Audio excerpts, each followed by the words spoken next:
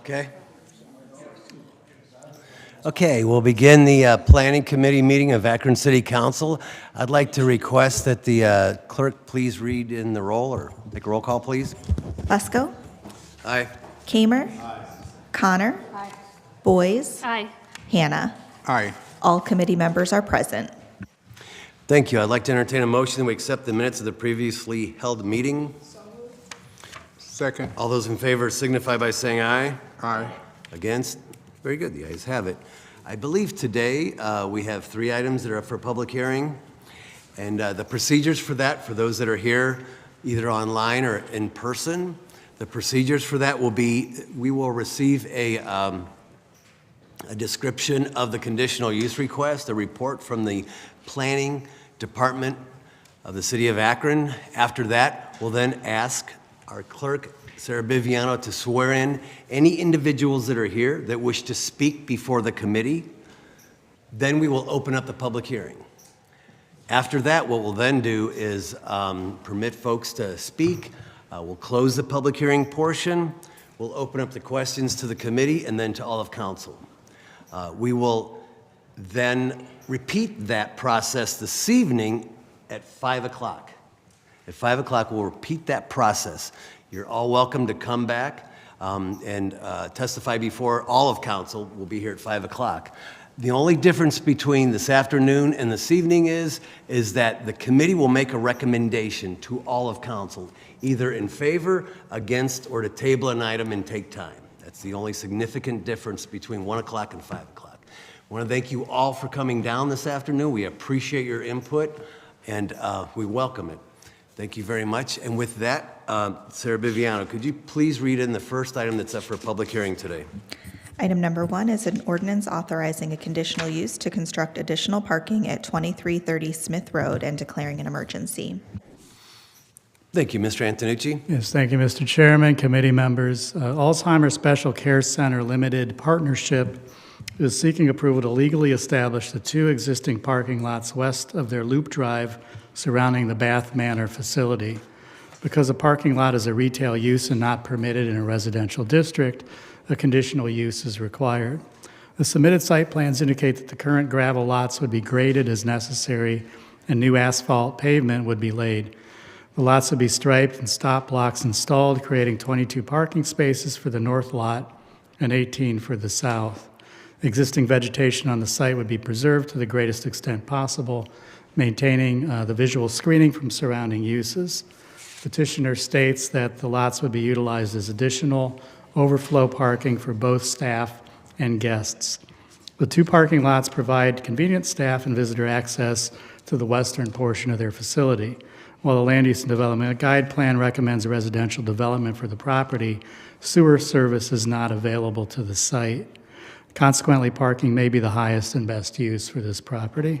Provided that stormwater is controlled and collected in an acceptable manner, the planning staff is supportive of the request, and planning staff and planning commission recommend approval subject to conditions. Thank you. Thank you for that report, Mr. Antonucci. Sarah Biviano, could you please swear in any individuals that wish to testify before the committee today? If you're here for this public hearing, could you please stand and raise your right hand? Do you swear or affirm that the testimony you give will be the truth? If so, please say, I do. I do. Thank you. Thank you.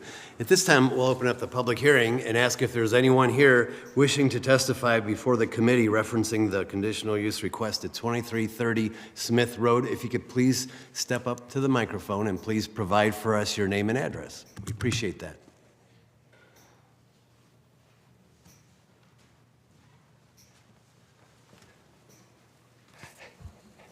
Hello, everyone. My name is Chris Schmidt. My address is 1310 Sharon Copley Road in Sharon Center, and I'm just the civil engineer for the project as a representative for the applicant. So as Mr.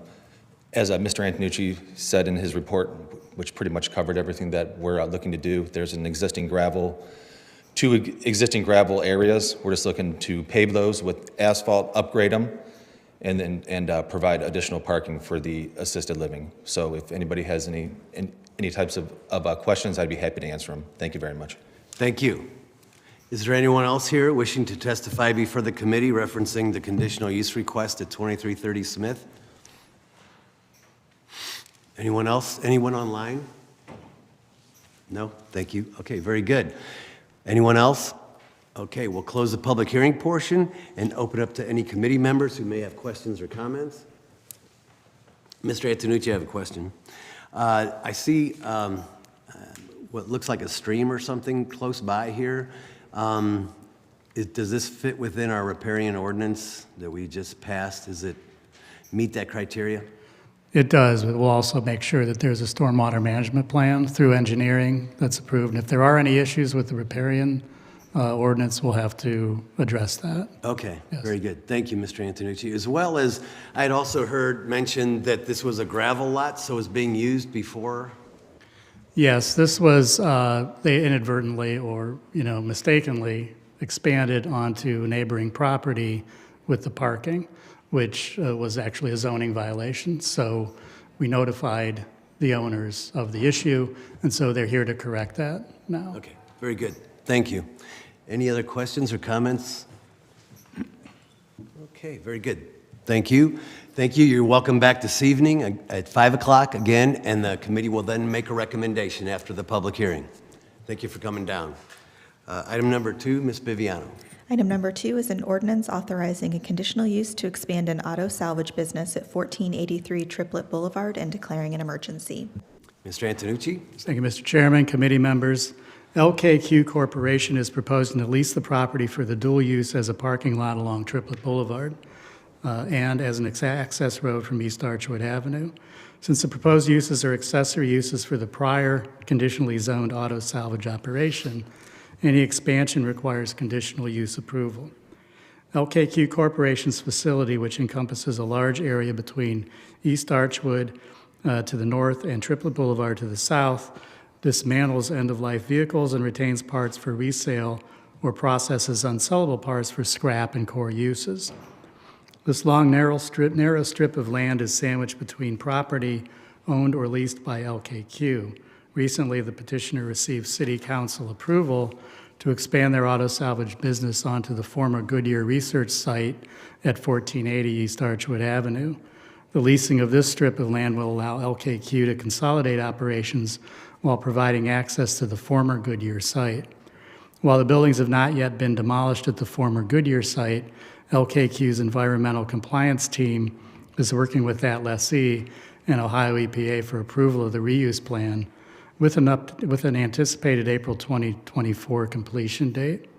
The petitioner has also confirmed that the agreed-upon land donation to the Western Reserve Land Coalition to protect Haley's Run is near completion. The wider portion of the land that fronts Triplet Boulevard, which is the former Church's Coal property, currently contains a small office building, tanks, and trailers.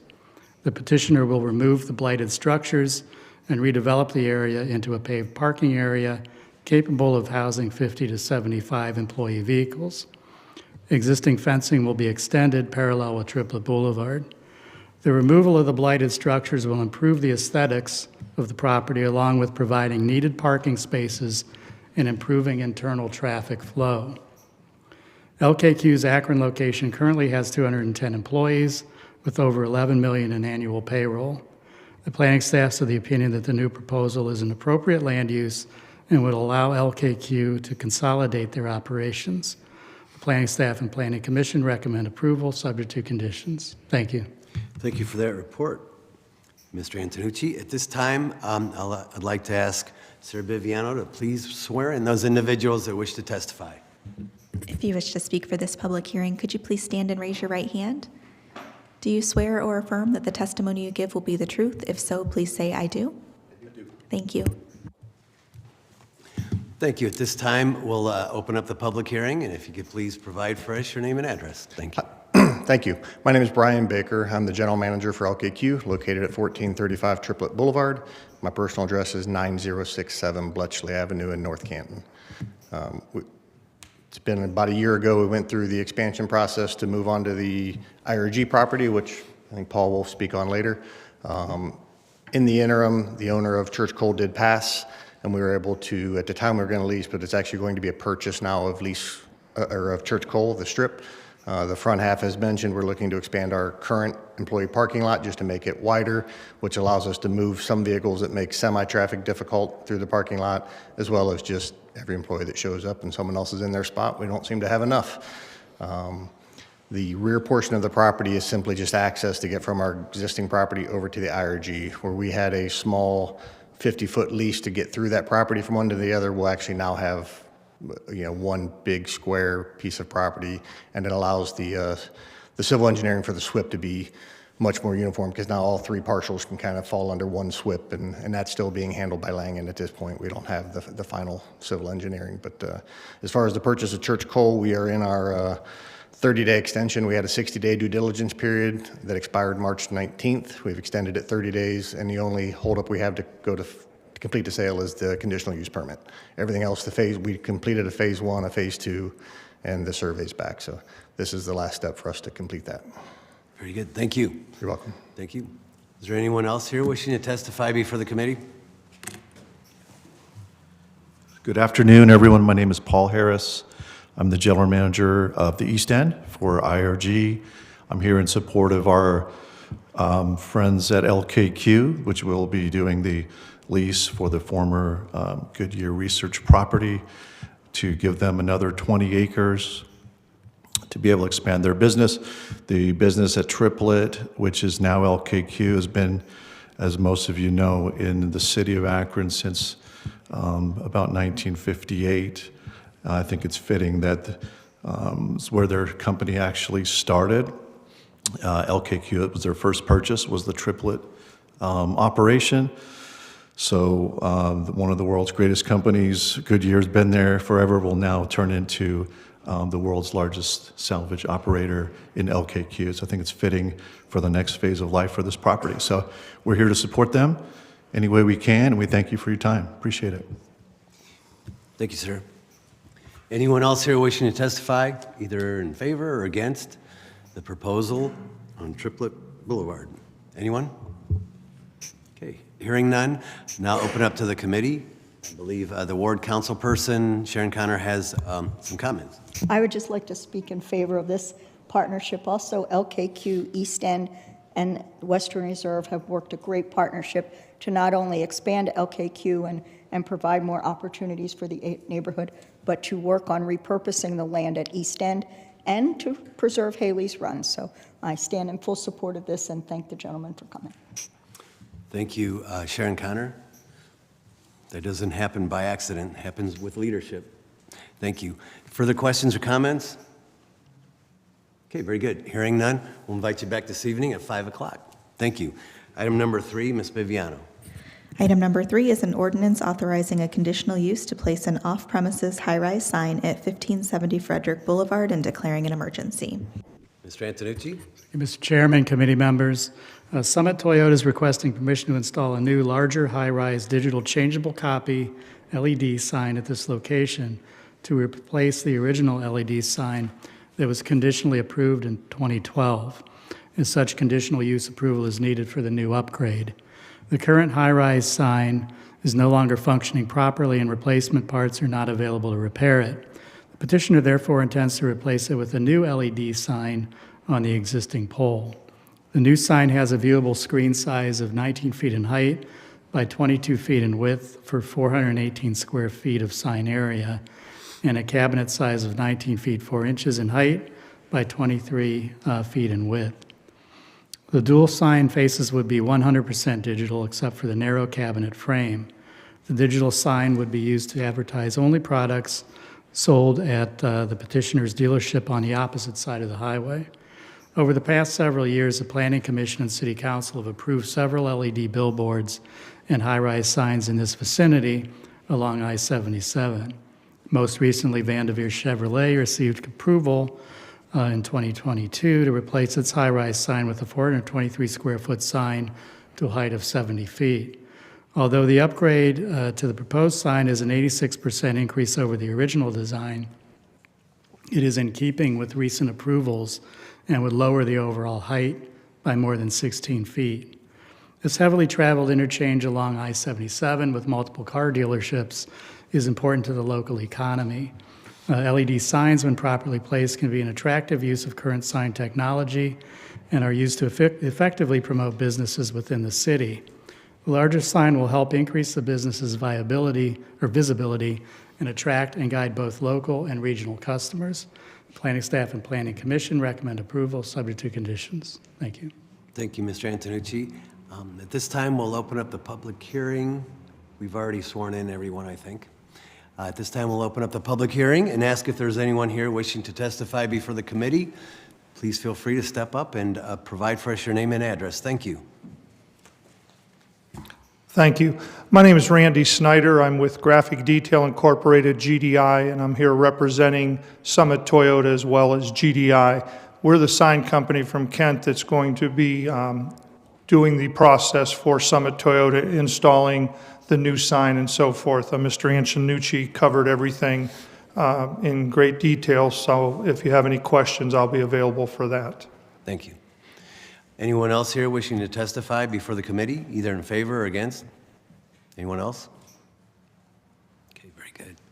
With that, we'll close the public hearing portion, open up to questions from the committee and/or council persons. Council folks, hearing none, seeing none. We'll now invite you back this evening at 5 o'clock. The committee, of course, will make a recommendation. Thank you so much for coming down this afternoon. Appreciate it. Thank you. With that, we'll move on to the list of regular legislation and recommend that we take time on 4, 5, 6, 7, 8, 9, 10, 11, 12, 13, 14. This is the proposal in which we had a public hearing some time ago. It's referencing 640 East Catawba Road, establishing a kennel at 640 East Catawba. I know Councilperson Mr. Kamer has been heavily involved in this, a lot of discussions. I know a couple of us last year had gone out to the site, checked it out. I think we're okay with moving forward on this. Any questions or comments from anyone on this? Okay, very good. I don't believe we need to suspend the rules, so we'll just, I'd like to hear a recommendation for a favorable report. Second. All those in favor signify by saying aye. Aye. Against? Very good, the ayes have it. So on that, we'll continue to take time on 16, 17, 18, 19. Item 20 is a type A daycare at 434 Clinton Avenue. And I know Mr. Kamer, this is Ward 7. We've had plenty of discussions on this one, and we would recommend moving forward. Questions or comments from anyone? Okay, hearing none. Is there a favorable recommendation? Second. All those in favor signify by saying aye. Aye. Against? Okay, the ayes have it. And I think with that, we're just going to take time on the balance of the agenda and move into the new list of legislation. And I will ask Sarah Viviano, our Clerk of Council, to please read in the first item that we have. Thank you. Oh, shucks, I don't have it. Item number 2 is an ordinance authorizing a conditional use to establish adult daycare services on the Ohio Living Rocky Knoll campus at 1275 West Exchange Street and declaring an emergency.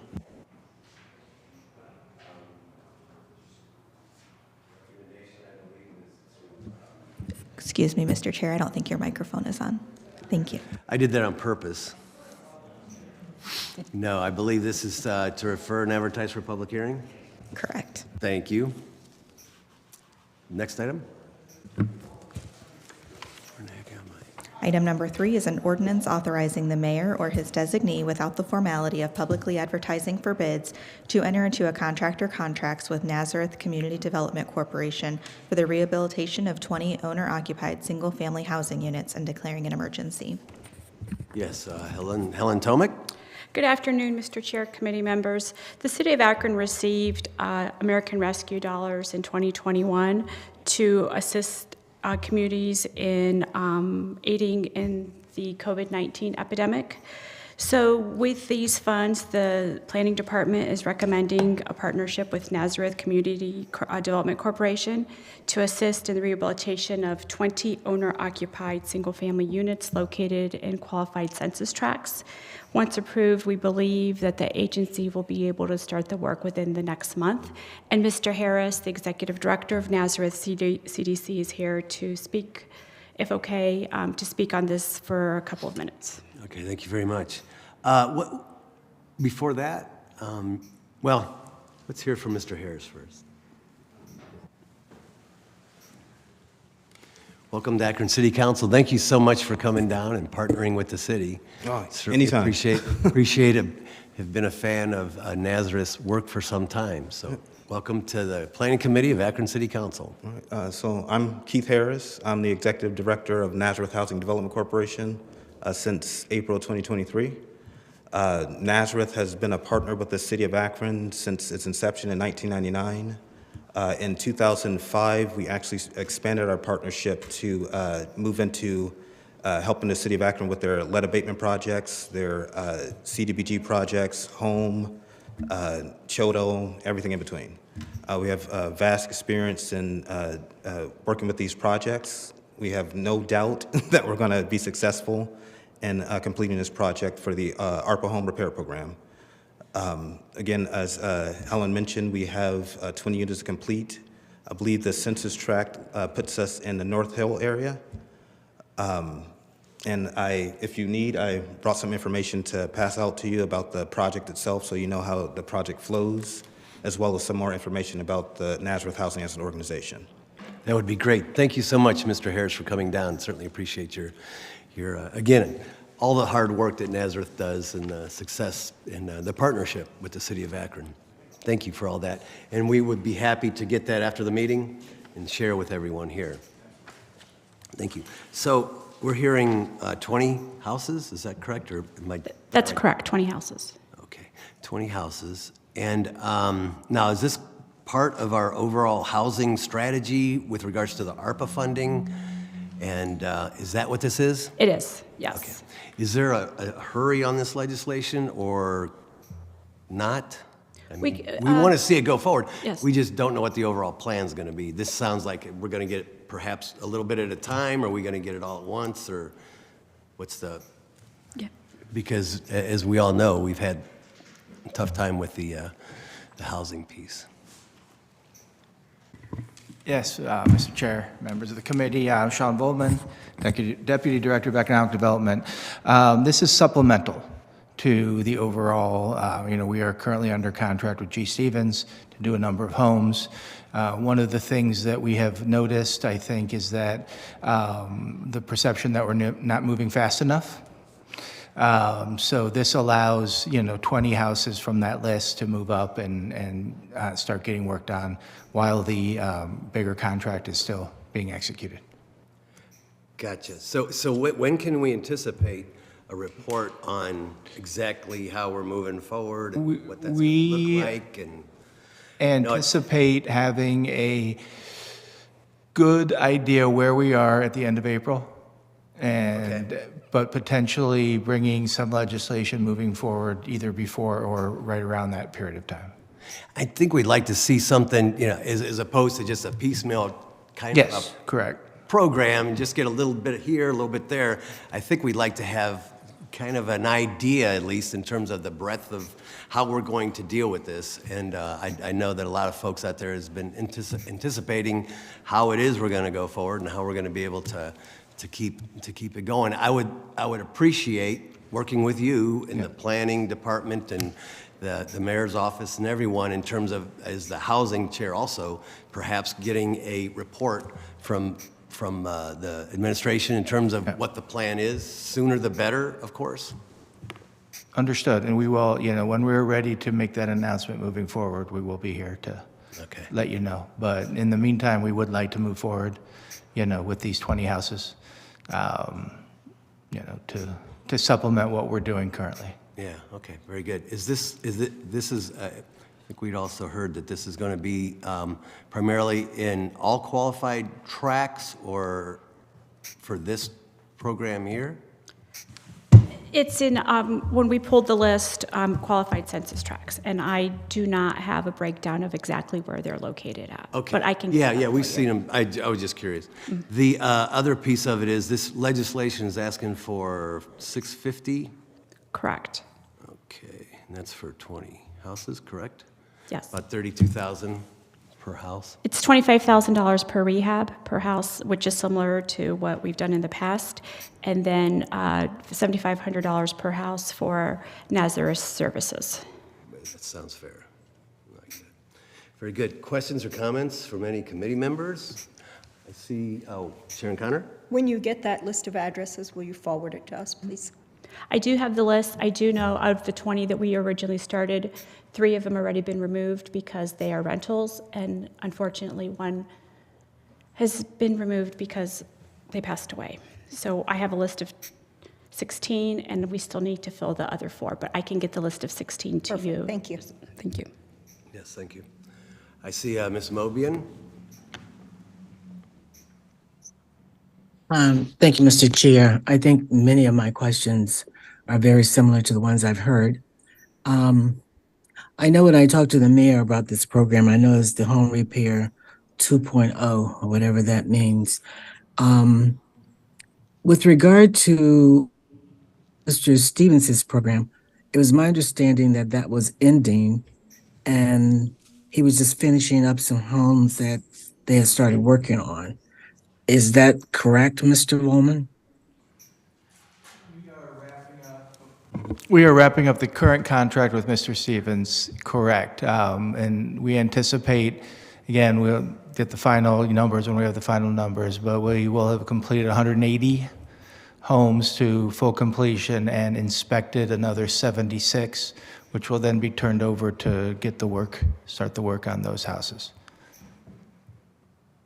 So the additional 76 that you're referencing will be completed by Stevens or? No, they would be, other- they will be part of the next phase. So, no, they would be, the inspections would have been done, but the work itself will go under as I think the mayor said, 2.0 is how we would intend on finishing those houses, whether they be internal or with an external partner. Mr. Chair, I just have one more question. Absolutely. Absolutely. We have asked for information. I know I have.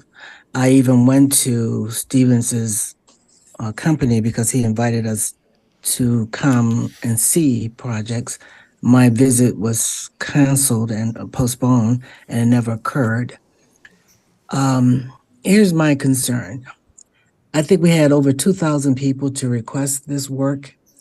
I know the list has probably gotten shorter because some were probably ineligible or whatever.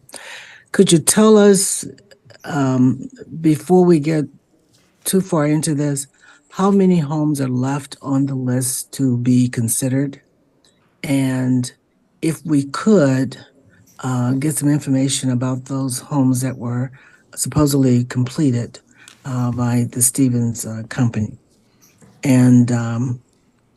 And thank you for that. I think I left you a voicemail, Mr. Bowman, as well, but if I need to put it in writing, please let me know. Thank you. No, and yes, I was out for a bit a couple weeks ago. I did get your voicemail, and I think I sent you his contract last week via email.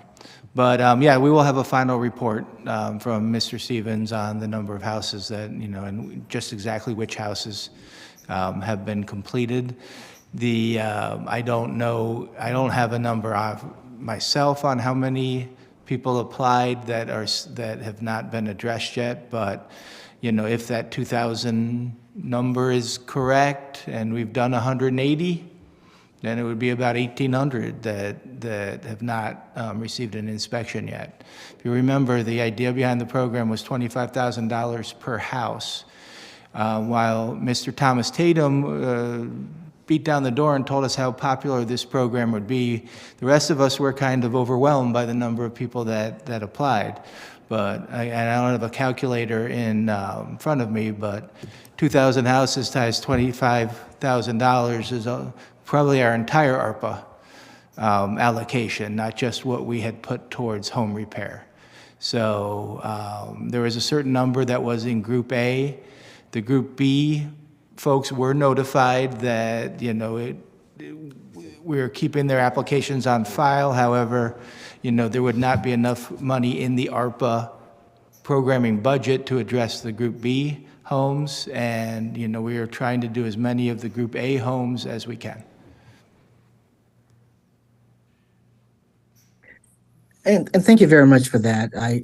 Again, I am not being critical because I think once they presented all the facts to us, we got a better understanding that we probably bit off more than we could chew in the first place. But it would be just nice to know where we are, how many homes we've completed, and what's realistic in terms of going forward. Thank you very much. We should have, around the end of April, we should have a very good summary of what we've done.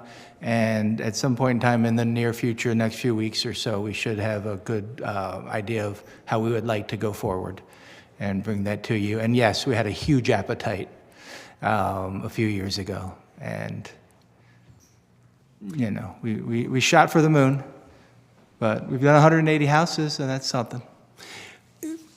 If I could, a couple quick questions here.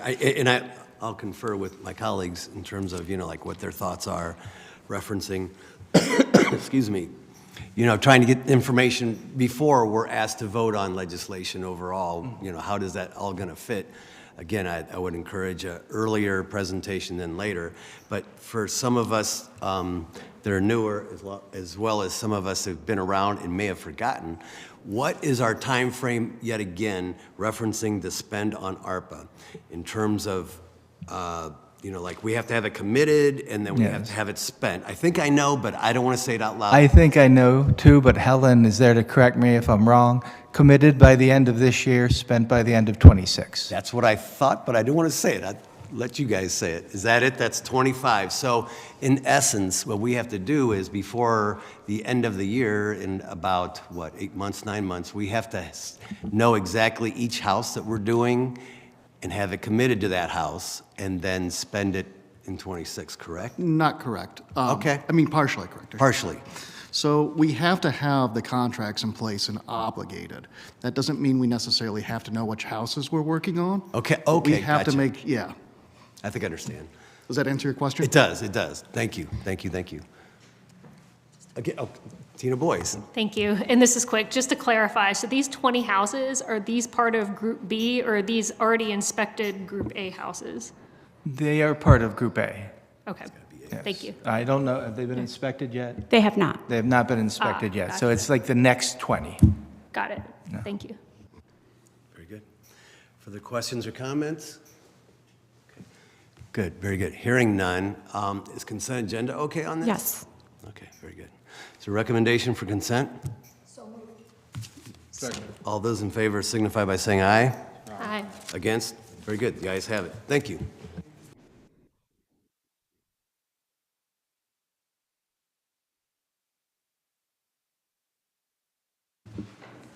Our next committee will be the Public Service Committee, and it will begin at 2 o'clock. Those committee members are Kamer, McKittrick, DeShazier, Hardy, and Lombardo. Again, that's the Public Service Committee, and it will begin at 2 o'clock.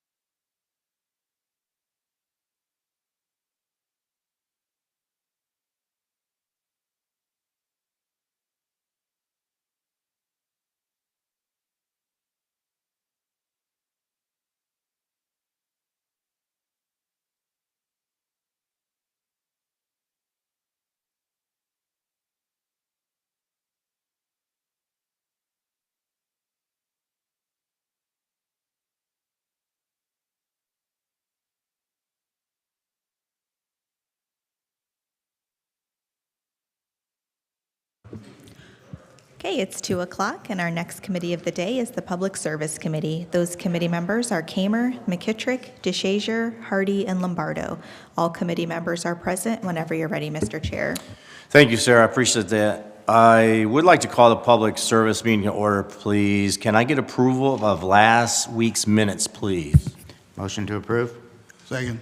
I have a motion and a second. All in favor of the minutes? Aye. Aye. Anybody opposed? All right, thank you. We do have quite a few new legislation in front of us, and we also have a presentation today after the legislation of Ohio Consumers Council is here. So moving forward, I'll read in our first piece, and it's a resolution declaring it necessary to improve West Portage Trail between the termini of North Portage Path and Treetop Trail by constructing and reconstructing curbs and concrete sidewalks and declaring an emergency. And we have our very own Service Director, Chris Luttle, with us today. Thank you, Mr. Chairman, members of the committee. Yes, we've talked about this, probably for a couple of years now, to install sidewalks to allow the residents, mostly from Timbertop down to the corner into the business district. So there's quite a few that walk down the hill from their main entrance. There is no sidewalks, so this will be a great improvement. This piece alone, though, sir, is just the piece that will allow us to start the assessment process. So this first piece, that's all it is. You will see the construction legislation and the notice to proceed later on. We hope to bid this project very soon, and then we will hope to start this sometime early summer, these sidewalks. But again, this piece of legislation is just to start the assessment process for the budding property owners, sir. All right, thank you. Somebody's car alarm's going off. I don't know if it's anybody in here. Any questions or comments from committee members? Anybody online with us? Oh, Councilman Hardy. Mr. Chair, just enthusiastic support and would love to add my name to this piece since it's a part of the Merriman Valley Plan. Thank you, Councilman. And Mr. Chairman, since we actually merge at the same place, I'd like to have my name added to that as well. Thank you. Sure. Thank you, Sarah. Any other questions or comments? All right, with that, Chris, what's your pleasure? Consent's fine. Consent? Okay. Motion for consent. Have a motion? Second. And I have a second. All in favor of her consent? Aye. Aye. Anybody opposed? All right. Moving on to our next piece, ordinance authorizing the Director of Public Service to enter into a contract after requesting and receiving requests for qualifications, other known as RFQs, with an engineering consulting firm for the supplemental engineering services required for the 2024 Capital Investment and Community Development Program and the 2024 operating budget, authorizing payment therefore and declaring an emergency. Chris.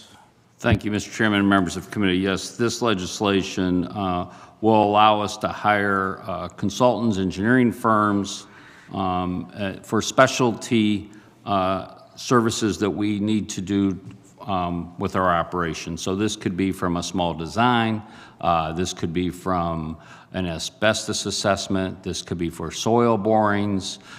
When we have acquired property over the years and then we want to redevelop that or resell that land, sometimes we have to do a phase one, depending on what business was there previously.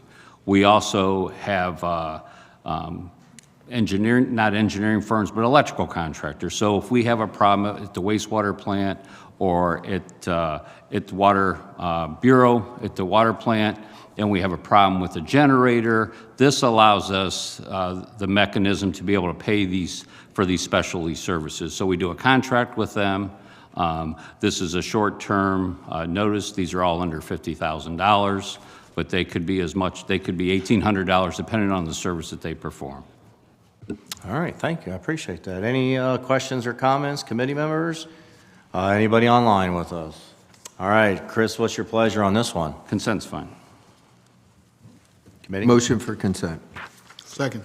I have a motion and a second for consent agenda. All in favor? Aye. Aye. Anybody opposed? All right, thank you. Moving on to the next piece. Ordinance authorizing the Director of Public Service to enter into a contract or contracts after publicly advertising for qualifications with a consultant or consultants for professional architectural and/or engineering services to study the feasibility of sites for the relocation of the Akron Police Department headquarters and declare an emergency. Chris. Thank you, Mr. Chairman, members of the committee. Yes, as you know, we've made a commitment to, by the end of June, to make an announcement on the future of the Akron Police Department headquarters. Part of that process is we have advertised for proposals, and they are due later today. So this legislation will allow us to hire a consultant or engineering firm to evaluate those sites. So we made a footprint of downtown. We did allow them to go as far north as St. Thomas Hospital once that site is cleared, and as far south as Main and Broadway.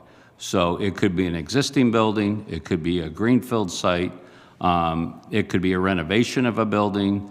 So what this legislation, once we get those proposals in, now obviously if we get a proposal for a site that is not in that footprint, then they won't even look at it. So this legislation is up to $200,000, but we don't anticipate spending that much on this evaluation. With that, I will take any questions. All right, thank you, Chris. Committee members, Mr. Lombardo. I was just curious, Mr. Luddle, the St. Thomas site, you anticipate that to be cleared? They're going through the final bid documents. They've removed all the hazardous materials. They've cleaned the site of all the transformers and all the oil. They have it out to bid, so they told us it could be early summer when they start the demo. Thank you. And SUMA's handling all that. All right, thank you, Councilman. Councilman McKittrick. Thanks, Mr. Chair. Mr. Luddle, I'm just curious, that footprint, what is there specifics as to staying We worked within with APD, and they wanted to keep it within 1.25 miles of downtown, so that's pretty much what it is. Courthouse and et yes, cetera? Yeah, they wanted to be close to the courthouse. Okay, thank you. Yep. Thank you, Councilman. Councilman Hardy, next. Thank you, Mr. Director. So third time, maybe the charm here. My question was around, will these consultants be able to leverage any of the data that we collected the first 2 times around? Sure, Okay. absolutely. Space study, that type of thing, we will pass that on to them. And then second, last question, if I may, Mr. Chair, is safe to assume then that because of the geographic target of downtown that we're testing for one headquarters as opposed to breaking out into districts or anything like that? That would be correct for now. Obviously, with Fire Station 12 and Fire Station 2, there's community rooms, but that could be in the future if we looked at it like satellite sites for patrol. All right, thank you, Councilman. I just had one question, and it was, when they do the assessments, I know that that parking lot was done at a different time than the rest of the building. Does that come along with the assessment that they're doing, the parking lot over at St. Thomas? Actually, we have talked to SUMA. They've shown us the reports. They asked to leave the parking garage. So they are not going to demo the parking garage. So it will stay. Thank you, Councilman. Who wants to go? Oh, you're good. Councilwoman? Thank you, Mr. Chair. Just had a quick question. Is it safe to assume that a renovation of the current police headquarters is not being considered, or is this consultant considering that in the mix as well? Thank you. Well, this consultant is going to review the proposals. So there could be a proposal on renovating the Stubbs building. What this consultant will do is we'll look at that proposal. So I could tell you this, when we advertise, we have firms all the way from Chicago that are going to submit something. Well, they registered so they could submit. I don't know who actually is going to submit till we get them in. But what this consultant will do that we're going to hire is review all those. So one of them could be Stubbs, yes. All right. Anyone online with us? All right. What's your pleasure on this one, Chris? Consent's fine. Consent? Motion for consent? Second. I have a motion and a second for consent. All in favor? Aye. Anybody opposed? All right. Thank you. Moving on. Ordinance ratifying the actions of the Director of Public Service in contracting with Wingfoot Rental and Kenmore Construction Company for the emergency repair of the water main on Weather Vane Lane, authorizing payment therefore and declaring an emergency. Chris. Thank you, Mr. Chair, members of committee. Some of you may remember back in October of this past year, our 8-inch water main on Weather Vane fractured, blew up, whatever you want to say, and it rippled quite a bit of the roadway. About 200 feet of the 8-inch water main had to replace, but it rippled about 300 feet of roadway where it was, you could barely even walk on it. So we had to hire an emergency. We went out and got a couple prices first, and Wingfoot was lowest, but when they did give us their proposal on the restoration, we used Wingfoot to replace the water main, which was probably 85% of this project. Kenmore Construction at the time was doing all the resurfacing in the valley as we resurfaced Akron Peninsula, Riverview, and Portage Trail Extension. Since they were there with their equipment, we got a price from them. So we had Wingfoot just restore the road and restore the base, and then Kenmore came in and repaved the road. So this is just an emergency repair. This will allow us to pay those contractors. All right, thank you, Chris. Any questions or comments? Committee members first. Anyone else?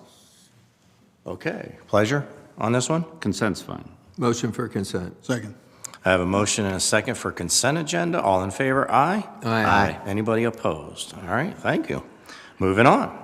Next one, ordinance authorizing the Director of Public Service or his designee to enter into a contract or contracts after publicly advertising for bids or requesting and receiving requests for qualifications, other known as RFQs, for the professional engineering services for the Lake Rockwell Reservoir Planning Study and declare an emergency. Chris. Thank you, Mr. Chairman, members of committee. About 18 months ago, we applied for a grant, and we did receive this grant through the FEMA flood mitigation. So it's a 90-10 grant. So approximately about $380,000 of this is covered by the grant. The other 10% is going to be covered by a loan, and they're going to study the feasibility not only if something would happen to our dam at Rockwell, which, as you know, is about 2 billion gallons of raw water we store ahead of our plant, but they're going to look at the possibility, something like Columbus did, where they actually took the dam down and they have like an inflatable dam, and we do own enough land adjacent to the reservoir where we could create an upground reservoir. So this is a planning study. Like I said, most of this money is covered by the grant, where it actually would allow the Cauga River to be free-flowing all the way past, through Kent, through Lake Rockwell. I'm not saying we're taking the dam down today. All this is we are doing a study to look at the feasibility.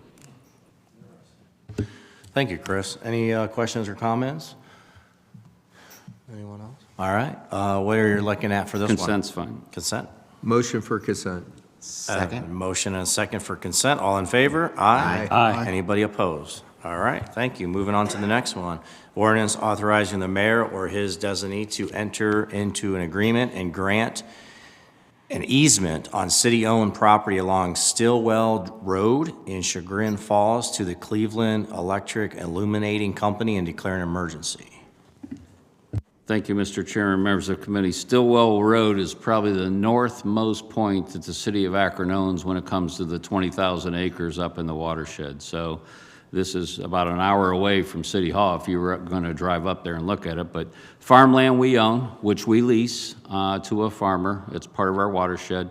As you read, the Cleveland Electric Illuminating Company wants us to relocate some poles because of the ditch line and the flooding that they have. So we're going to do an easement. It's going to be a lifetime easement to allow them to move those poles off that ditch line and back onto that farmland. Interesting, thanks. Committee members, any questions or comments on this one? Any other council members? All right, where are you looking at this one, Chris? Consent's fine. Consent, okay. Motion for consent. Second. I have a motion and a second for consent. All in favor? Aye. Anybody opposed? All right, moving on to the next piece. Ordinance authorizing the Director of Public Service or his designee to enter into a contract or contracts without the formality of publicly advertising for bids with Arcadius U.S., Inc. for professional engineering services for upgrades to the water plant water main and declare an emergency. Is that Arcadius? Arcadis, yes, sir. Thank you. Thank you, Mr. Chairman. Arcadis has been working on this for a few years for us. This is the last piece where they're going to design our potable water, our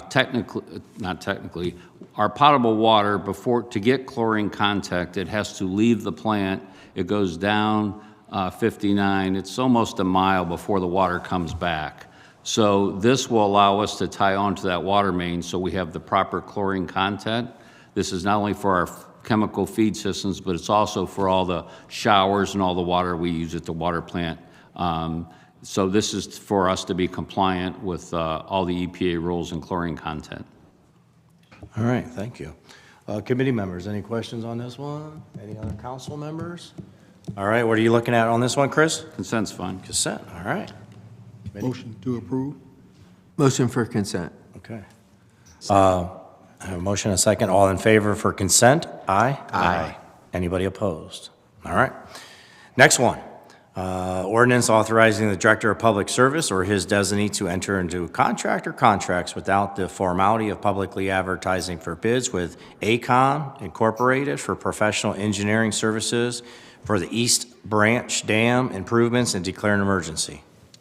Thank you, Mr. Chairman, members of committee. AECOM, as you know, they've been our engineer that has been doing the structural engineering on most of all our dams, especially East Branch, for quite a few years.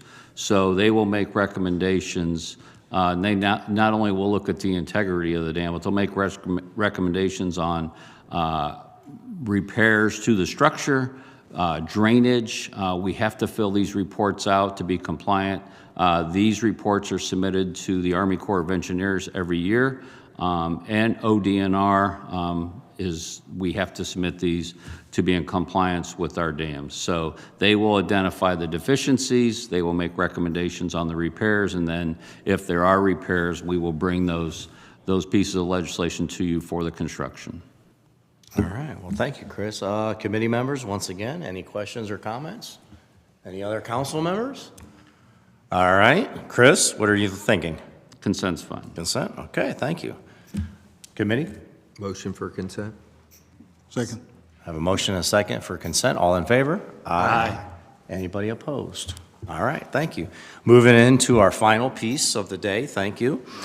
Ordinance authorizing the Director of Public Service after publicly advertising for bids or requesting and receiving requests for qualifications, otherwise known as RFQs, to enter into a contract or contracts for professional engineering services related to the replacement of various water mains throughout the city and Akron as part of the 2025 Water Main Replacement Program. Declare an emergency. Chris. Thank you, Mr. Chairman, members of committee. This is our annual water main replacement program.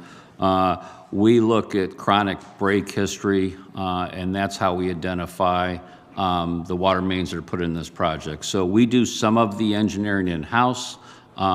This will allow us to hire a consultant for drafting, stamp drawings, so we can go out to bid. So we look at our lead services, how that if there's lead services in these chronic breaks, we take those out as we do the project. So it's the resurfacing, it's concrete street repair, all those things are identified to establish this water main replacement program. Well, thank you, Chris. Appreciate that. Committee members, any questions? We have Councilman Hardy. Thank you, Mr. Chair.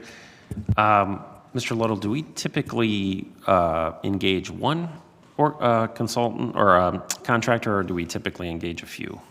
Typically, we only do one because the project isn't that big. Gotcha. Thank you. Thank you. I appreciate that. Anyone else? Anyone online? No? Okay. What are you looking at? Consent's fine. Consent? I like it. Motion for consent. Second. I have a motion and a second. All in favor? Aye. Consent agenda? Anybody opposed? All right. Well, thank you, Chris, for presenting today. Before we adjourn, we do have the two ladies from Ohio Consumers Council, and I'll let them make their introductions. Yep, you just got to push the button, and the red light will come on, and I'll turn it over to you, and we'll go from there. Thank you Thank you very much. Good afternoon, Chair Kammer, Vice Chair McKittrick, members of the Public Service Committee, City Council members. Thank you for inviting the Office of Consumers Counsel to speak to you today about the Dominion Energy 30% rate increase. Very quickly, I wanted to tell you a little bit about the Office of Consumers Counsel, who we are and what we can do for your citizens. The office was created in 1976 by the Ohio General Assembly, but we're different than most state agencies that you might be familiar with. OCC is an independent agency that is not led by the governor.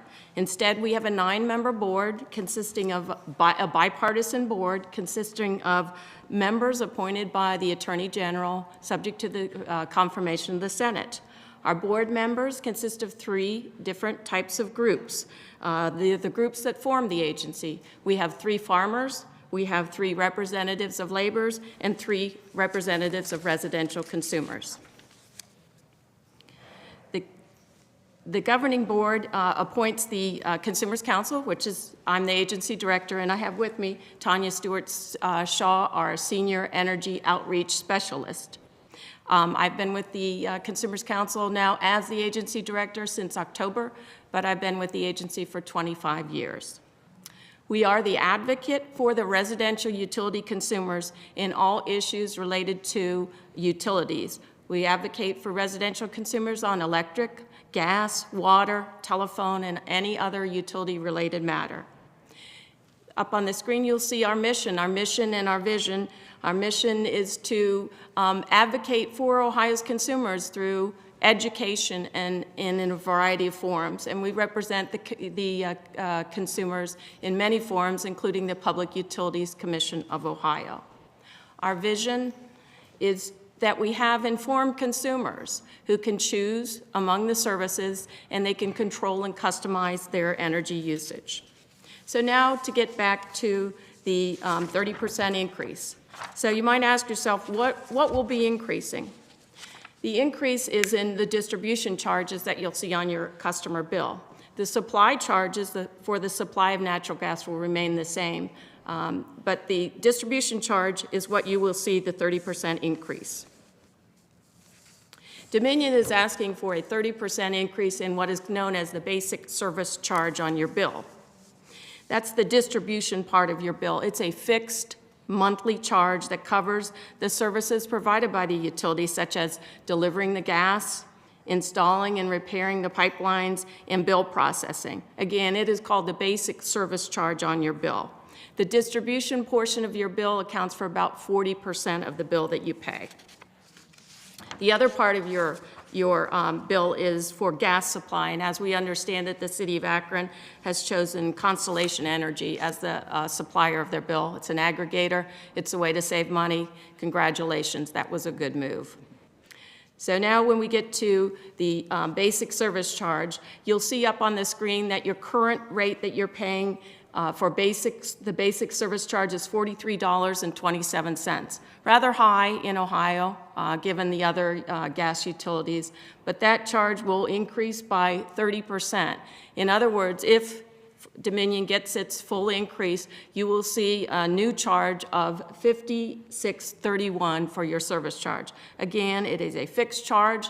No matter how little, no matter how much gas you use, you're going to have to pay it. It's like death and taxes. It's going to get you. On top of the 30% increase in the basic service charge, you'll see that Dominion is asking for an additional monthly charge. This year it will be $8.78. And that monthly charge, it's called an add-on charge. It's a charge that, again, another fixed charge that you can't get out from under.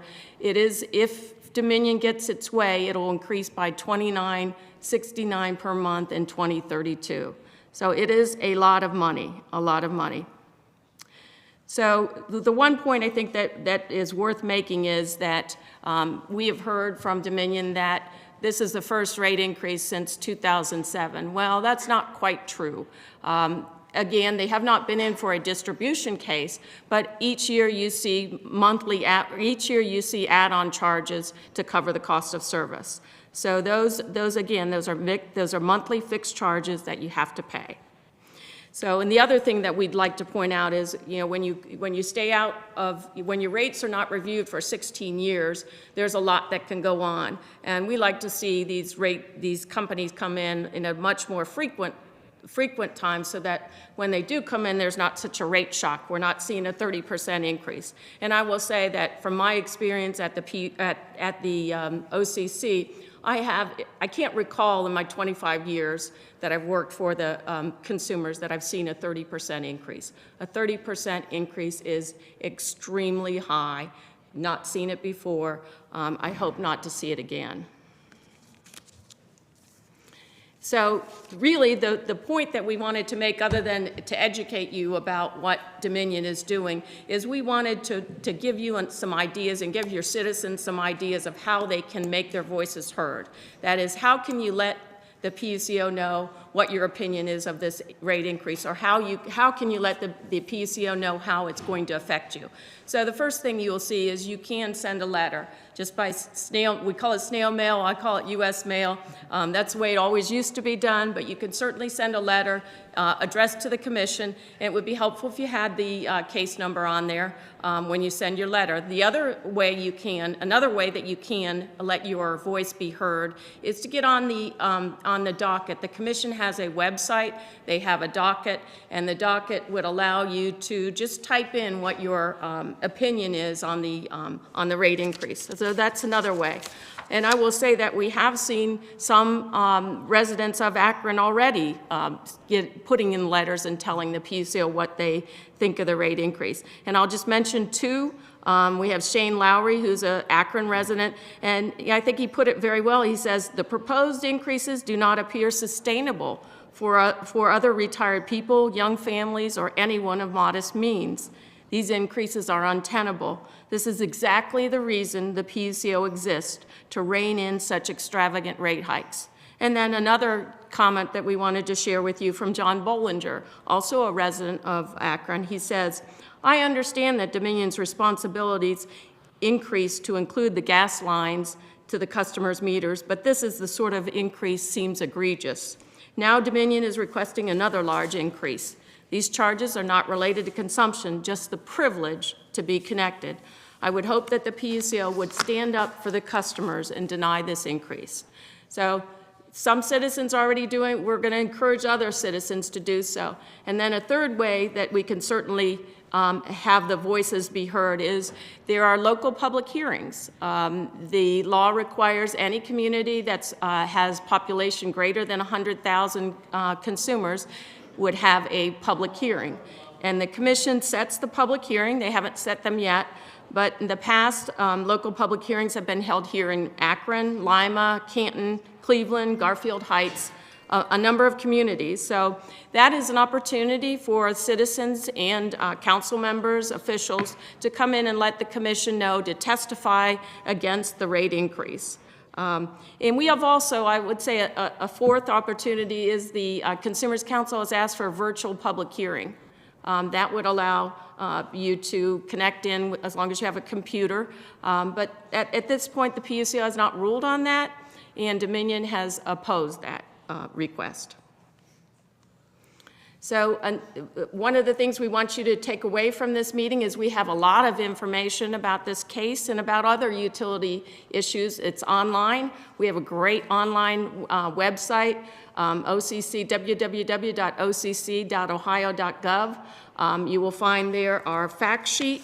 You will find that we update that media and we'll post the schedule of the hearings as soon as they are posted. And we just want all to understand that your voices can be heard. It's very important for us to hear your voices. When letters are put in the docket, when people testify, that all becomes evidence that the PUCO must consider in deciding the rate case. So it's important that the citizens exercise their right to be heard. So if there's any other questions, we'd be happy to take them, but otherwise, thank you for your time. Sure. No, thank you. I appreciate the presentation. I know Sarah will get us that information, correct? Thank you. And all council members will be able to hopefully share that with your residents. I actually have a community meeting this Wednesday, and I plan on sharing that with the residents too, so thank you for providing that. Committee members, any questions or comments? Councilman Lombardo, I see you first. Please. Thank you, Mr. Chairman. You said that Dominion has said this is their first increase since 2000. Around 7. But you don't agree with that? No, I don't, because you're paying fixed monthly charges every year, and you've seen that monthly charge increase every year. So they are called add-on charges. They're called riders, but those are fixed monthly charges, and they are getting them, and they have been getting them since 2007. So in 2007, what's the percentage increase that you've seen those riders increase to? That's a good question. I don't have that offhand, but I'd be happy to provide you with that. Okay. Thank you. Thank you for those questions. Anyone else? Comments or questions? Councilman? Do you? Yeah, I was just wondering, the riders that you've seen, were they on the distribution side or on the supply side? They're on the distribution side. Those are distribution riders. Yeah, the supply side, supply is not regulated, well, it is provided, it's a competitive supply, so it would not be, you would not see distribution charges as part of that. Appreciate it. Thank you. Anyone else in council chambers? Councilwoman Connor? I'm just requesting if you could be sure to send us the information when those hearings are set, that would be helpful. Absolutely, we will do that. Thank you. Thank you, Councilwoman. Anyone else in chambers? I do see Councilwoman Omobian. Thank you, Mr. Chair. I'm looking at the add-on. It looks like it's $878 now, but it could go as high as $2969 by 2032. Is that what I'm understanding? Is that correct? That's correct. Yes. So how is the additional amount determined? Is it determined by them, or are they at a percentage each year, or what is, how does? My understanding is that is in their request. That's contained within their request. It's not an automatic. It's not a percentage every year. It's based on their plans. There are plans to add or extend pipelines, or upgrade pipelines. So if we go and if we write letters and all of that, we have an opportunity to stop this from happening, or when will it take effect? Thank you. Thank you for your question. Yes, I mean, the idea is that the PUCO should hear from the residents and hear what this increase means to them and whether they can afford it. And we expect that there'll be hearings probably later this year, perhaps in the summer. I would anticipate that the application would be ruled on by the end of the year.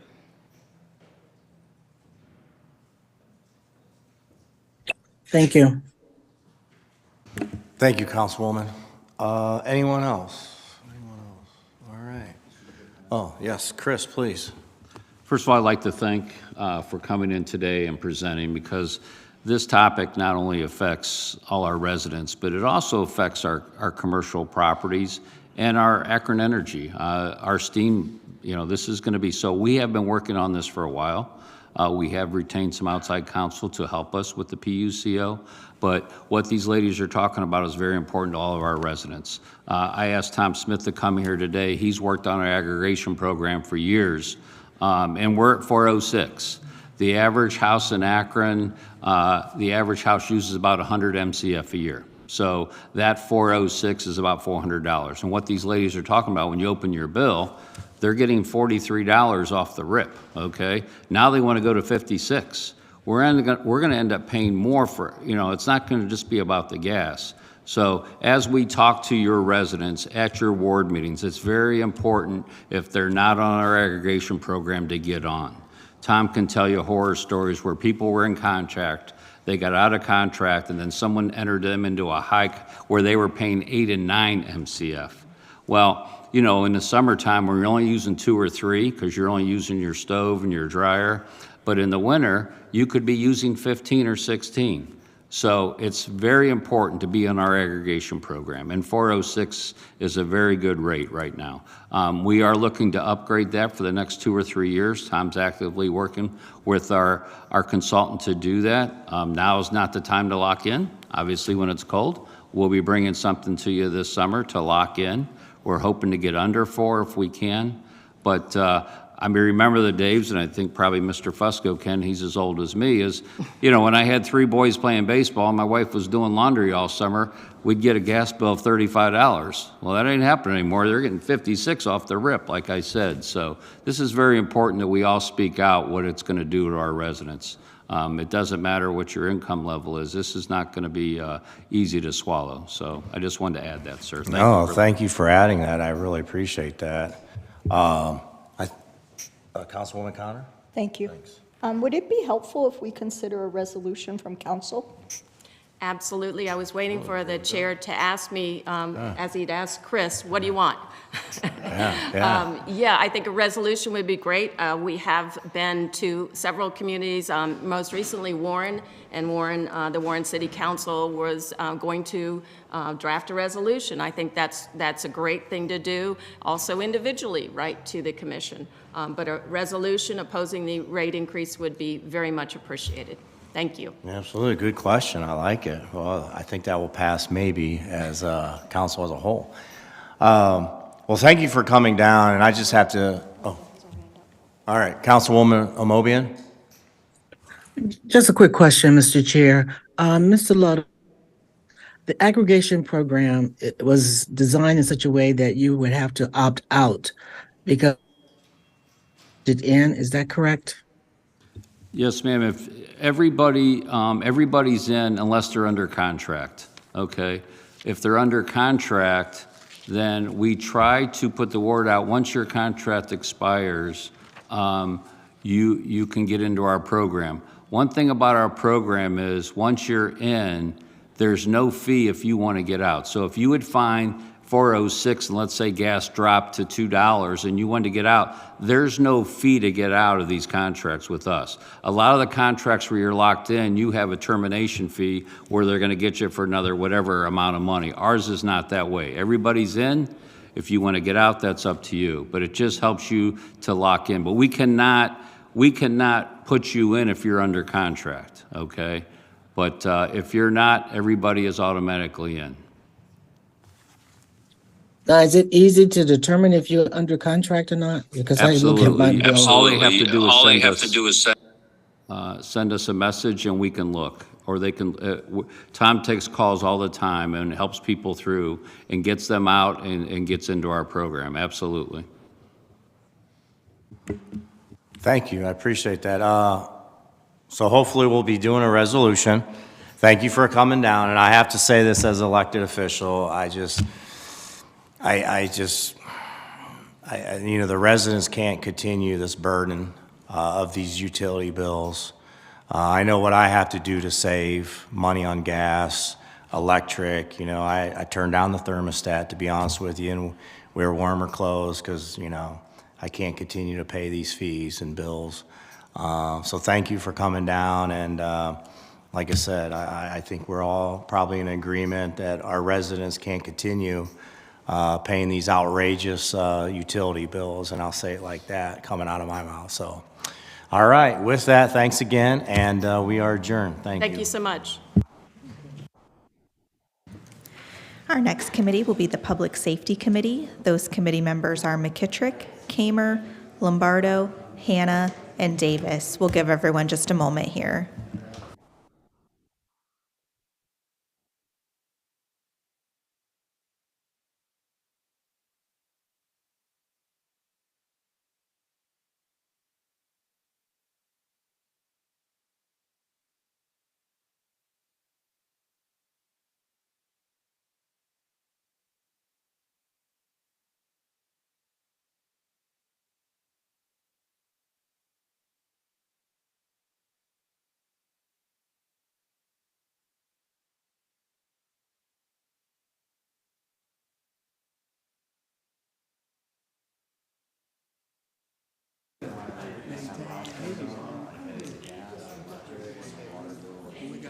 I'd like to call the Public Safety Committee to order. I believe we have all members present. I'd like a motion to accept the previous minutes of our last meeting. I'll make a motion to accept the previous meeting's minutes. Second. All in favor? Aye. Any opposed? Okay, thank you. All right, we have three pieces that come before us, no old business. The first is a resolution approving and confirming the appointment of Joseph Natko to the Emergency Medical Services Advisory Board for a term ending December 31st, 2025, declaring an emergency. Who do we have? Okay, go ahead. Brett. Thank you, Mr. Chairman. We feel that Joseph Natko will be an excellent resource to add to this committee with his over 33 years with the Akron Fire Department and as our former chief, and now as assistant to the mayor for emergency management. This appointment makes a great deal of sense, not only for the city, but the citizens as well. Thank you, absolutely, it does make sense. Any comments, questions by any committee members, any council members? What's your pleasure? Consent, please. Can I get a motion? Motion for consent. Second. All in favor? Aye. Aye? Any opposed? Okay, thank you. All right, our next piece coming in is another resolution declaring that Akron City Council shall begin reviewing the designated police towing districts and the assignments thereof as set forth in 70.52 of the Akron Codified Ordinances and declaring an emergency. Okay. We had recently had one of the meetings with the tow committee, and we were looking at the ordinances that City Council passed previously a few years ago, and it was stated in there that they would be re-examined this year. And with the exit of Greg's Towing and the change in the districts, we've decided that the board itself decided that this should be revisited, and so I'm bringing forth this resolution to be able to do that so we can re-examine this. Any questions by any committee members or any council members? Okay. Mr. Lombardo. Thank you, Mr. Chair. Without getting into a lot of details, maybe that will be coming, but do we know, you said Greg's exited, so do we know the number of towing companies versus the number of districts we have to fill? I mean, can we do you know off the top of your head, Captain? I will say that the way the map is drawn, at the present time, it would be the same number of tow companies as there are districts. Whether or not they're all in the right places, that's for you, the council, to decide. But as of right now, depends, I guess, on whether any other tow companies come forward. If they do, then that's a decision for you to make. Because towing districts is not the same as ward districts. I mean, there's No, sir. 6 or 7 The- tow districts. Yes, the From tow what districts were actually drawn very, very, very many years ago. I believe at the time they were drawn based on geographics, so they drew a line or a circle around where the tow yards were and sort of developed them from there. We just applied those lines to roads, and those maps are incorporated into the CAD. Thank you. Thanks, Councilman. Mr. Angeloni, do you have some input? No, Mr. Chairman. I just wanted to weigh in case there's a procedural question about passage or not. So I would suggest if the committee is intending to discuss this at a future date, so that you would be able to do that, you have to have a pending resolution or ordinance, so I would suggest taking time. Thank you very much. Any other questions from committee or council members? Councilwoman Amobian. Thank you, Mr. Chair. Maybe this is a question from Mr. Angeloni. You know, over the years, we have heard from some of these towing companies that when they go out of business or change ownership or whatever, they think that they could just transfer the district that they're serving to the new or prospective owner of their service. The districts belong to the city, and I think I'm correct in that. Do we have anything in writing so that these towing companies understand that when they go out of business and they want to sell their material, and if their staff want to go to this new provider, they can, but the district doesn't go to that new person. It's a district that the council has to fill. And I think I'm correct in assuming that.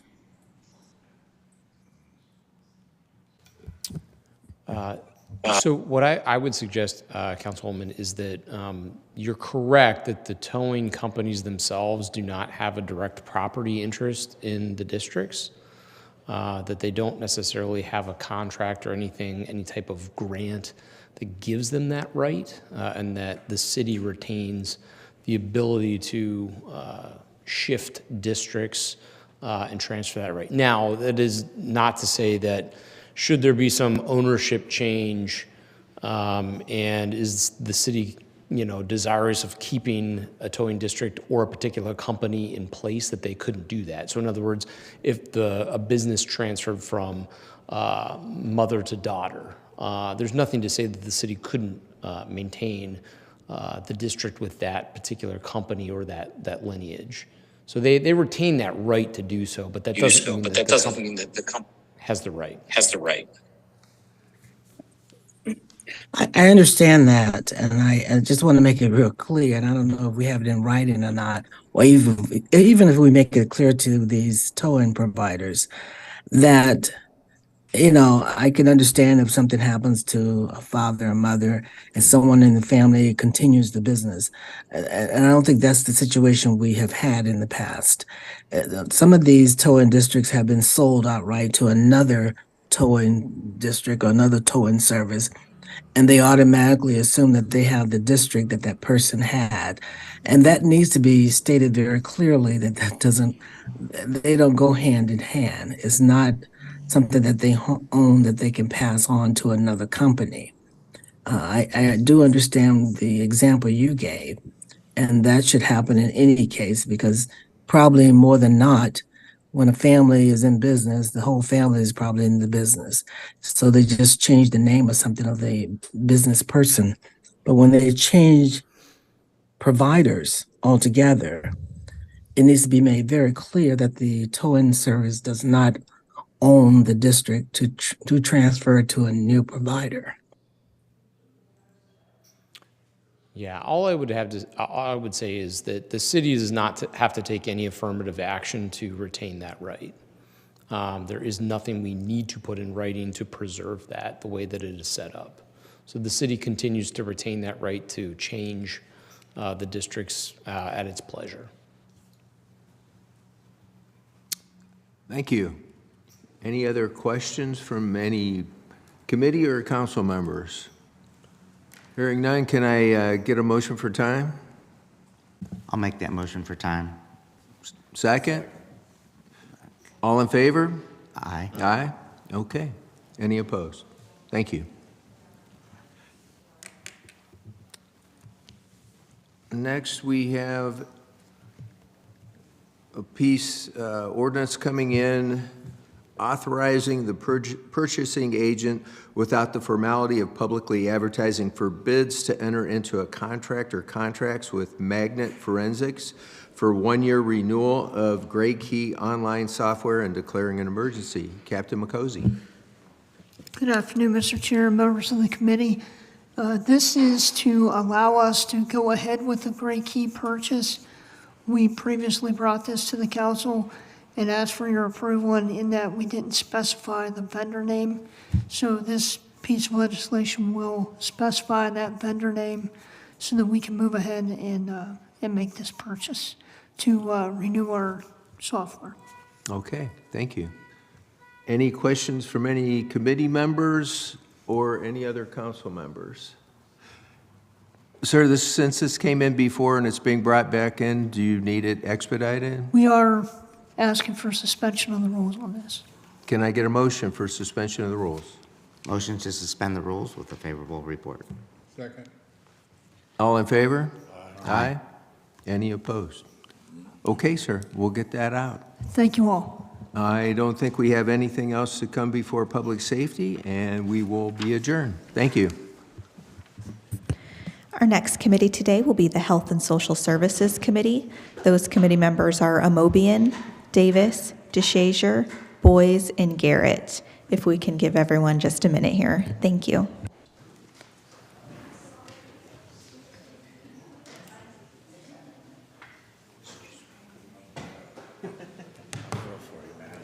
Too long.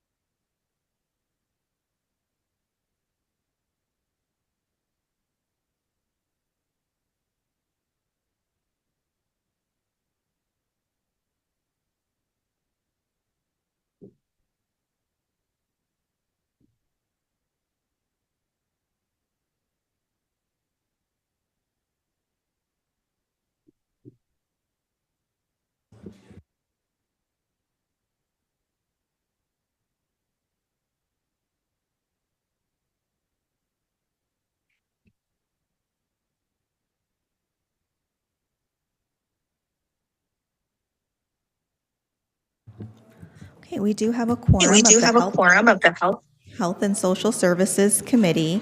Whenever you're ready, Madam Chair.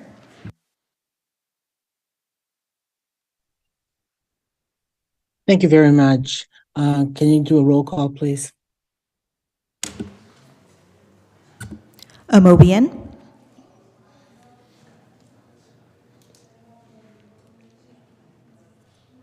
Present. Davis, Present. DeShazier, Sure. Boys, Here. and Garrett. You have all members You have all present members present Thank you. except for DeShazier and Garrett. and Garrett. May I have a motion to accept the minutes from the previous meeting, please? Motion to accept. Is there a second? Second. Second. The minutes have been moved and seconded. All in favor? Aye. Aye. Aye. Aye. We have one item on the agenda for today, and I will read it in. It's an ordinance authorizing the mayor or his designee, without the formality of publicly advertising for bids, to enter into a contract with Forever Our Children to provide a shower bus to help address a desperate need of the homeless population to have access to facilities to maintain personal hygiene and declaring an emergency. Good afternoon, Madam Chair, committee members, Helen Tomic with the Planning Department. The American Rescue Plan Act of 2021 provided communities with funding to cities to fight the COVID epidemic that took place in 2019. The Planning Department is recommending a partnership with Forever Our Children to complete the retrofit of the Metro donated bus as a mobile hygiene unit, or otherwise referred to as the shower bus. The mobile hygiene unit will provide the house's population with an opportunity to shower and receive clothing if needed. I do have Ms. Lori Porter here to provide a brief presentation and answer any additional questions you may have. Thank you. Thank you.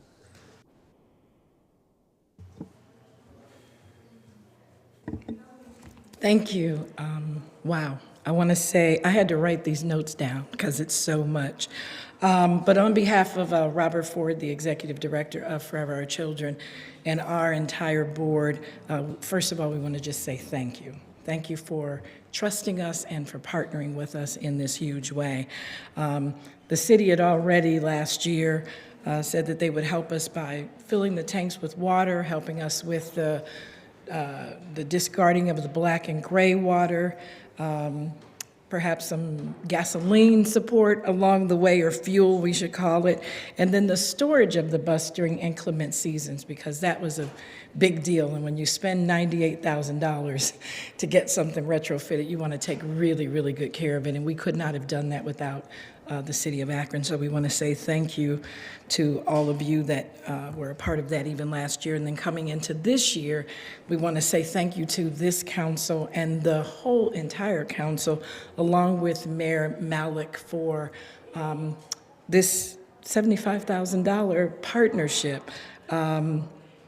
It will help us to finalize the retrofitting of the bus. It will help to provide the initial supplies and staffing and things that we need to get this bus up and going, and providing the much needed basic needs services to folks in our community. It's interesting. This organization went from $25,000 organization passing out food, a couple of 1,000 pounds of food a year, to a 300,000 plus organization in just seemed like a year. And I know that Councilwoman Amobian 2.5 years ago heard about it for the first time, and it took us a while, right, to get to this point. And so I just don't want to overlook anybody. I want to say thank you, Councilwoman Amobian, for not giving up on us, for continuing to send us back to the drawing board until we got it right. And then we're happy about the partnership. Again, Chris Lutto and Helen Tomic came out and actually saw the bus, and I had to chuckle at Helen because she was like, I thought this was going to be not this. So it was pretty darn amazing, and I think when you see it in person, pictures does it no justice at all. I know that last year, and again this year, just all of the work of council. We do have an event coming up April 25th, so I'm just going to put a shameless plug in there. I'll send you some information out. But I'm so excited to announce that we have a presenting sponsor of $20,000 already. And so, again, more partnerships coming to provide the need that we have in our community. So again, to our mayor, Councilwoman Immobium, to our council president, and to each and every single solitary one of you, we just want to say thank you. The bus, by the way, they're just doing like some finishing touches to it. They're installing the tanks. I know that the county exec is coming out in a couple of weeks to look at it as well. And if any of you want to come out and see it before it hits the road, just let us know. We'd be happy to have you out to Camper City to kind of take a tour and get a real good feel of what this is going to do. Folks have looked at it and said the bathrooms are bigger than the bathrooms in their own homes, so it's pretty darn amazing. Yeah. So I didn't know if you had any questions for me. I don't have a question, Reverend Porter. I do want to just thank you and your board and the team for even coming up with this. This is just fantastic. It's just another way that this city has responded to the various needs of our citizens. And I know when this was presented, all council was just blown away and very supportive. It was just a matter of trying to figure out how can we help and what the needs are. And it sounds like not only are we giving money, but we are helping in a big way in many other ways. So I thank Mr. Ludlow for just throwing all his non-financial support before we got to this point. So it's just an amazing project, and it's another way of saying thank you to the citizens of Akron, because we always find a way to address the needs of our community, and we just thank you so very, very much. And certainly, I want to see it before it hits the road, and I want to thank Mr. Neal, who's not with us anymore, but it was Mr. Neal who sent it my way to present it at council. So Russ Neal was very much involved in bringing this to our attention, and just seeing it as a really good project to continue to address. Members of the committee have. I can't see hands, Sarah, but if you see a hand, please acknowledge.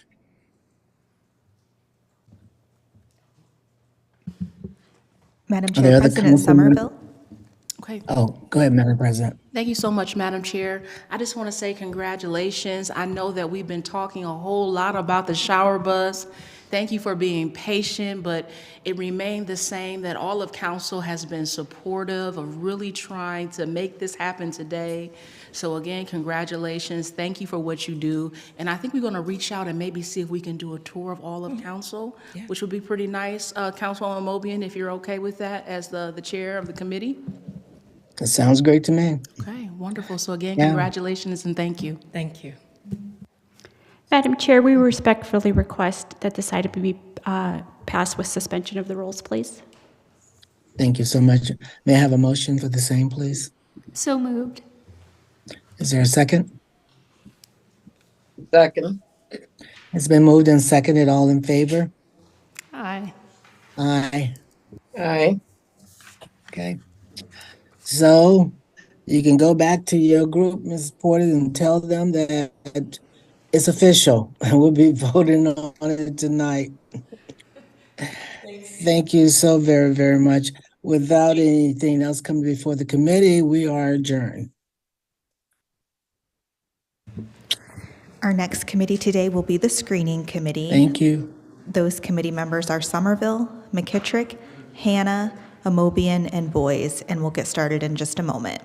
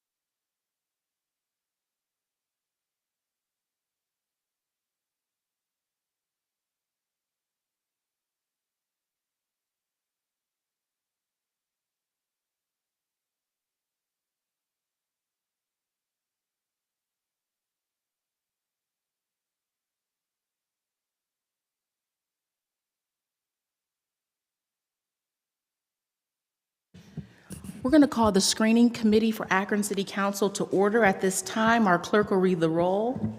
Somerville, Aye. McKittrick, Aye. Hannah, Here.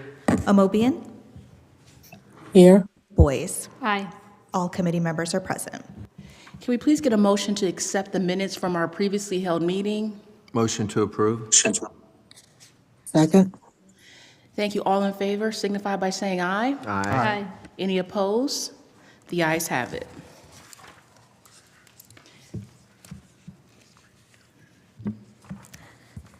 Item number 17, offered by President Somerville. This is a resolution approving and confirming the appointment by Akron City Council of blank to the Akron Citizens Police Oversight Board as established by Charter Section 68A and declaring an emergency.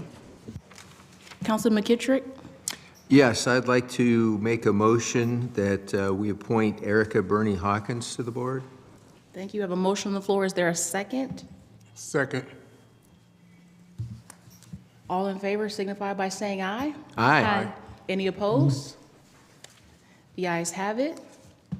I just wanted to take an opportunity to say and thank all of those who applied to fill the vacancy for the Oversight Board.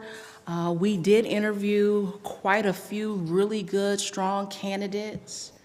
There was a consensus from the screening committee to select an individual from Ward 5. The vacant seat was held by Diane Lewis, who was a resident of Ward 5.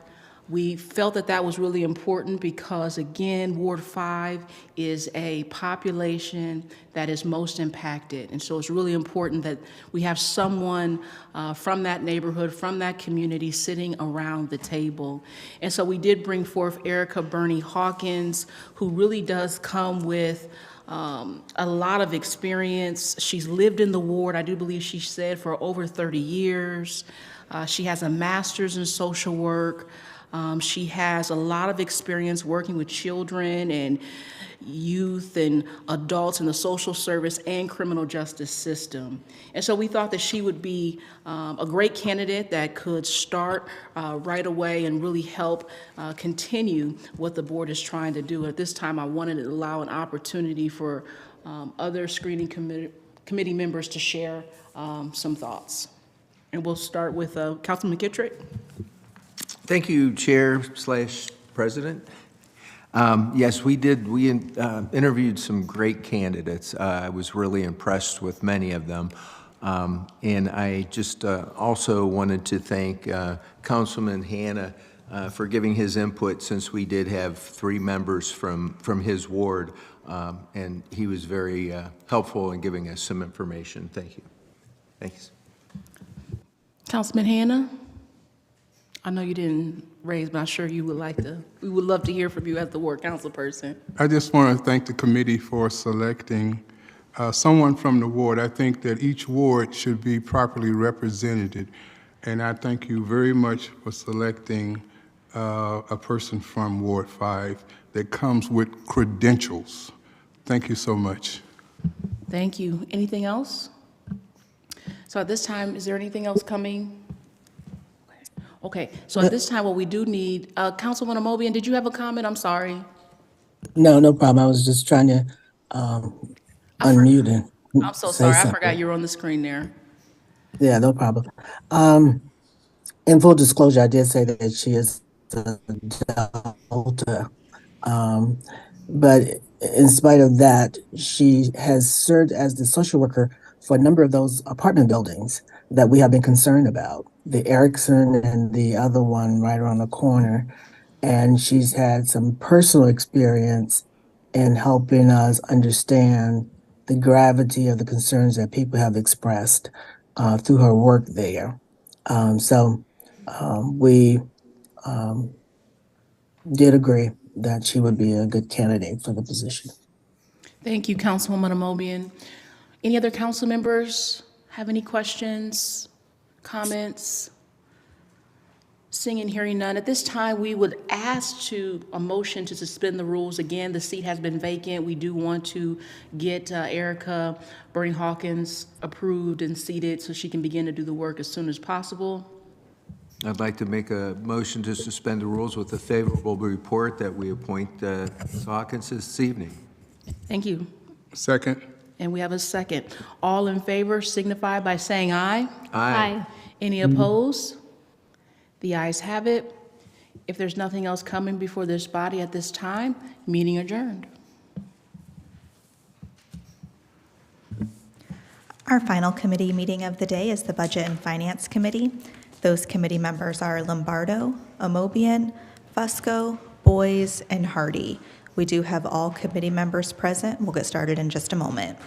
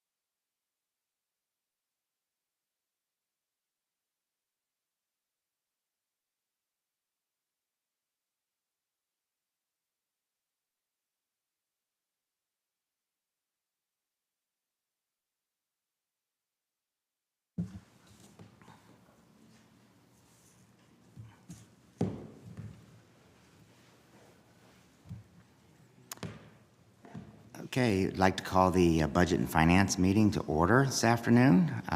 If I would have our clerk read the roll call, please. Lombardo, Aye. Amobian, Aye. Aye. Fusco, Boyes, Aye. Hardy. Aye. All committee members are present.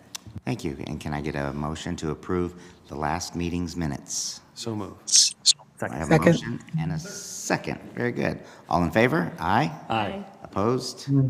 Okay, minutes have passed. Again, if I would ask the clerk to read in the substitute for the operating budget. Can we do?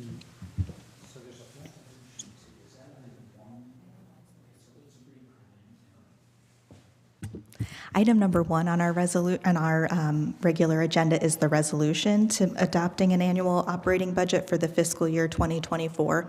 The finance director has requested that we address that first before we move into the substitute. Okay. All right, very good. I thought we were going to do those all together, but, okay, Mr. Right, Fisher. so item one, as you know, there are two pieces. There's a resolution, and then there's an ordinance with the appropriations. So the resolution kind of accompanies the appropriation ordinance. So With that, we would like to ask for passage on the resolution, and then I will explain the amended ordinance on item number 2. Very good. Motion to approve. We have a motion and a second for the resolution. Second. Second. All in favor? Aye. Aye. Any opposed? Okay, resolution has passed. Now, the ordinance, go ahead. Yes, item number 2 under the regular agenda is showing there is a substitute item, and that's showing number 1 under new legislation. This is a substitute offered as an amendment offered by Mayor Malik, President Somerville, Councilman Fusco, Councilman McKittrick, Councilman Lombardo. Ordinance to make the annual appropriation for the current expenses, other expenditures, and the capital outlays of the City of Akron for the fiscal year ending December 31st, 2024, and declaring an emergency. Thank you. Thank you, Sarah. Go ahead, Mr. Fricker. So thank you, Mr. Chairman. So just a summary of what the amendment covers. So in total, this does not add or remove from the budget. So the budget amount is exactly the same. What we did do is to transfer some funds around within several budgets within the general fund. So within the mayor's office, we eliminated 3 full-time positions at a cost of about $244,000. And then we also eliminated 1 service contract within the mayor's office for $50,000. And that was part of the state of the city, so we're going to be doing that a little bit differently. So we eliminated $50,000 there. And then within the finance department, we looked at some of the existing costs that were coming in for a couple of items. So one of which was the demolition of the Word Church. We had built in a little bit of extra money for that demolition, which we don't believe that we will need all of that. There still is a little bit of a cushion for that contract beyond what we actually received in terms of the quotes for that demolition. So we reduced that amount by about $125,000. And then our property taxes that we pay out of several funds, some of which is paid out of the general fund. We actually received the first half invoice for that recently, and that came a little bit lower than what we were expecting. So we were able to reduce the amount in the general fund for property taxes by about $131,000. So that constitutes the reductions that were made that total $550,000. Then we took that $550,000 and working with council, we reappropriated that in several different areas. So we added $90,000 to the judge's budget that will allow for the hire of a grant writer basically for the judges, and that was a $90,000 item. Then we added $10,000 within the public health budget, and that is for a donation to the hospitals for what's referred to as a baby box. It's basically a mechanism to drop off a child, and that would be working with the hospitals. I believe it's Children's Hospital. But so $10,000 to contribute to that project. Then within the police department, we added some funds within the labor budget within the police department for the purposes of funding vice unit activities. So whether that would end up being, right now we believe it will be in the form of overtime, potentially, as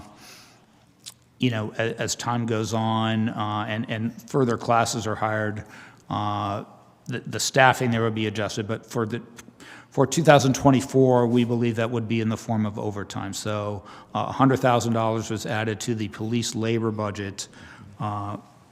Within City Council, we added $50,000 to expand the neighborhood partnership program. So previously that was budgeted at $100,000. It's now budgeted at $150,000. Within the Department of Neighborhood Assistance, we added in 3 key areas. So one, we added $100,000 for animal control. In terms of how that will be spent, we did talk with the Director of Neighborhood Assistance, and he's going to kind of evaluate that in terms of some contractual expenditures that he might have. They also need some equipment for that, so that $100,000 would be used for those purposes. We also added $100,000 to the nuisance division, and again, that would be used primarily for equipment and contract type activities for mowing and for rubbish cleanups and those types of things. And then finally, we added $100,000 to the housing division, and that would be a combination of some equipment and then also some staffing for additional code compliance inspectors within the housing division. So the sum of the additions also add up to $550,000. So as I said, in terms of the total budget, it's neutral, but there were some dollars shifted from the mayor's office and finance to police, neighborhoods, city council, and the judges. Very good. Thank you, Scott. Making all kinds of noises this afternoon. Thank you so much for that overview, Mr. Fricker. One question that I had was that in regards to the positions that, we use the term removed or eliminated, but are they in fact just on pause for possibly this year? So they are not funded with the revenues in this budget. Now, one of the things that I think that we would potentially look to do is to seek outside funding in the form of grant funding to potentially fund some additional positions. If that becomes the case, then we would come back to council to appropriate new revenues that we've received and appropriate them for the expenditures that we would make with those revenues. Okay, very good. Thank you. Thank you. I'd like to open up the floor here for any budget committee members with any comments or questions. Not seeing any. Any other committee, any other council members have any comments or questions? Oh, there she is. Councilwoman Amobian. Thank you, Mr. Chair.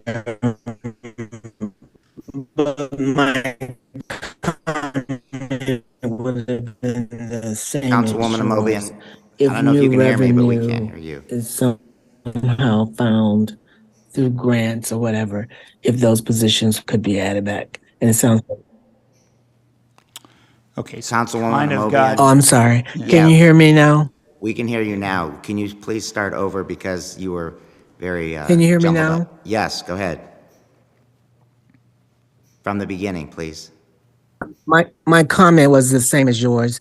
If new funds were found somehow, would those positions be restored? It sounds like there's a possibility of that happening. Thank you very much. Right. Yes, we went over that. Yes. Yeah. And we've done that, several times in the past when we've received grant funding that allows for, the hiring of employees. Right. So again, we would look to come back to council for that. I don't know if the correct word was restored. I think that these are new positions. The ones that are removed or on pause, are they new positions that we would be looking for outside funding for? Correct. Right, so to use the word restored, I don't think was correct. So just to clear that up for the record. Okay, thank you. All right, without any other questions, I would like to ask the committee. Mr. Chair, Councilwoman Connor has her hand I didn't raised. see you, Councilwoman Connor. Go ahead. No question, just a comment.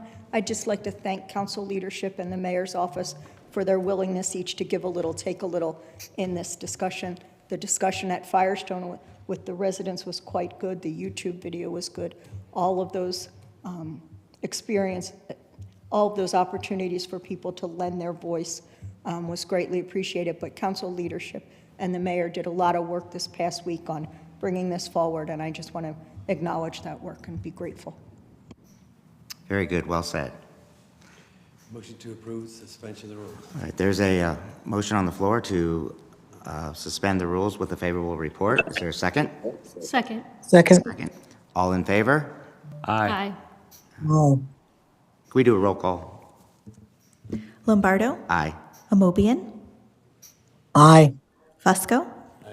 Boys? Aye. Hardy. Aye. The motion to suspend the rules passes 5-0. Very good. So tonight, we will bring that full council to vote on.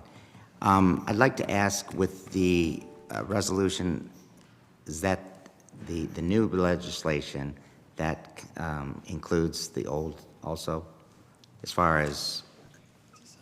Yes, the substitute takes the place of So I what don't was think, on the regular. resolution, I don't think was substituted. That's the same, the same Okay. form that it Gotcha. was That's introduced. same. All right. Very good. Okay. Our Chief Thank you, of Mr. Chair. Strategy. Just Okay. quickly wanted to mention, with a word of thanks to the members of the council who were able to come out to the town hall. Really appreciated your being there and participating.